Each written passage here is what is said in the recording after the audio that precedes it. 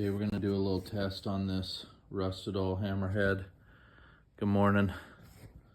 We're gonna dip it in. We're gonna put it in this jar. And we're gonna fill this jar up with muriatic acid, which is pretty bad stuff, so.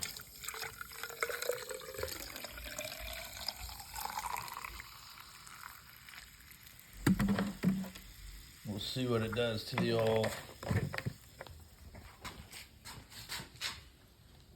Kind of smoke in there, huh? He said it works quickly and it dissolves rust and it dissolves steel.